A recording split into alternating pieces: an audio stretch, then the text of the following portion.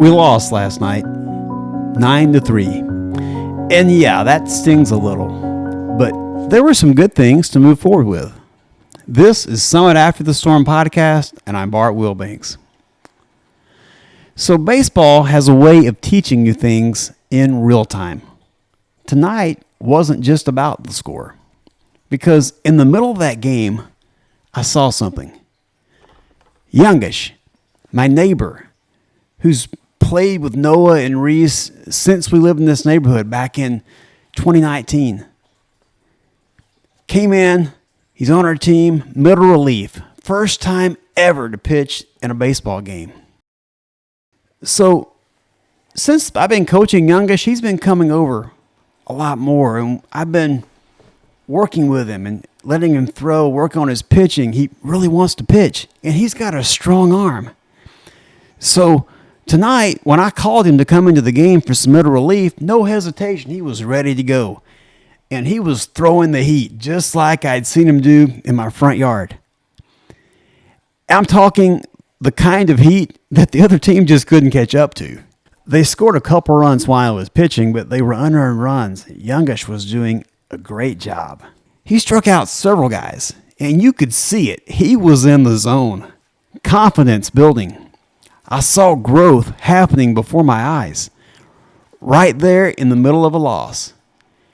And I found myself constantly looking at his parents, who I know, and I could see the pride on their face as they saw their kid throwing that heat.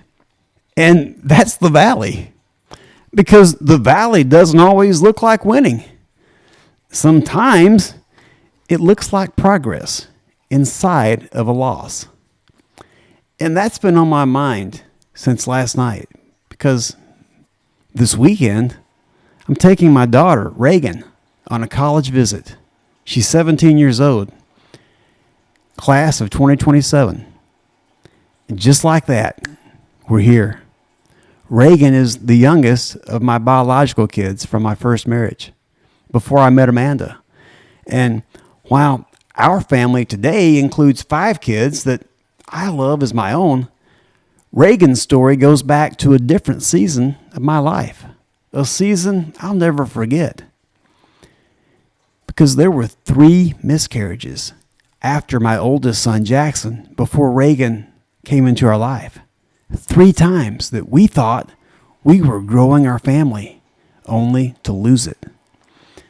3 seasons of hope followed by pain. And I remember thinking, maybe this is it. Maybe we're one and done on the kid front. Not because we wanted to be, but because we had to be. We wanted another kid, another child. But after everything we'd been through, we were close to giving up. And then through help, through constant medical supervision throughout that last pregnancy, and through prayer, Reagan came into the world. And she wasn't just another child. She was our miracle. And looking back now, that's the Valley. Because the Valley isn't just where things are hard. It's where things are formed. It's where you don't understand what God is doing. Where prayers feel unanswered. Where outcome isn't clear. But it's also where God is working the most. Psalm 126 verse 5 says, "Those who sow with tears will reap the songs of joy."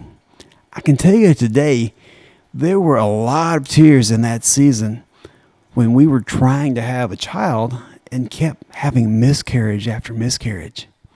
But just like tonight, we didn't win the game, but something was built. Confidence, growth, momentum. And sometimes the most important things in your life are being built in seasons that don't look like success.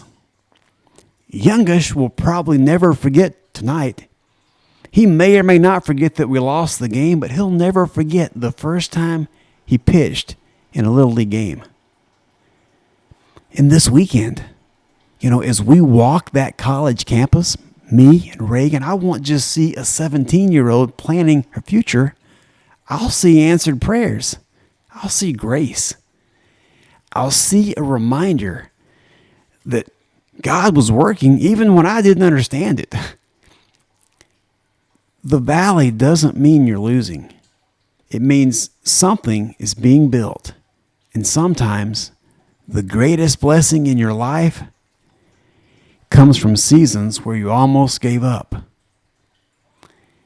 And sometimes your greatest moments are simply a campus visit to your alma mater with your daughter. And I can't wait to see Reagan walk on the campus of the University of Mississippi where I graduated. I'm not going to date myself, but a long time ago.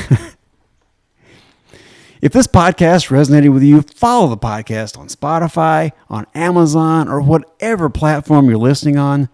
Share it with someone who might need it.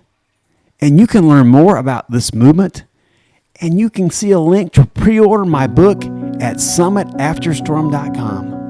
And until next time, keep climbing. Poly poly.